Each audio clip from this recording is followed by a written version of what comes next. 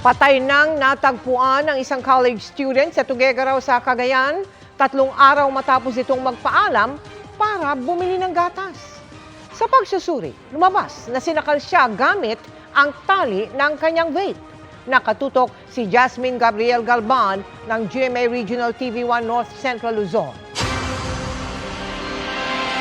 Gabi nitong Sabado, nang magpaalam ang 21 anyos na si Jasmine Grace Casale sa kanyang lola para raw bumili ng gatas. Huling pagkakataon na pala nilang makikita noon si Casale.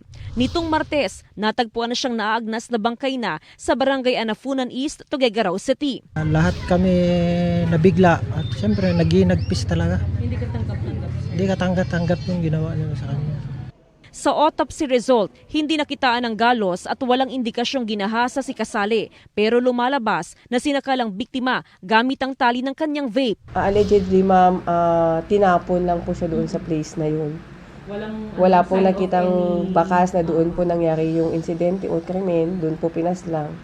At hinihinala, ma'am, nga na itong biktima ay o yung ginawang pagsakal po sa kanya ay nangyari sa loob ng sasakyan. May mga CCTV footage ng sinusuri ang pulisya pero blanco pa rin sila sa motibo at pagkakakilanlan ng salarin.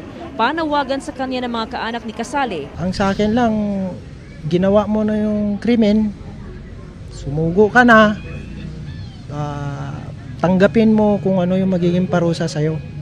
Para sa GMA Integrated News, Jasmine Gabriel Galban ng GMA Regional TV 1 North Central Luzon, nakatutok 24 oras.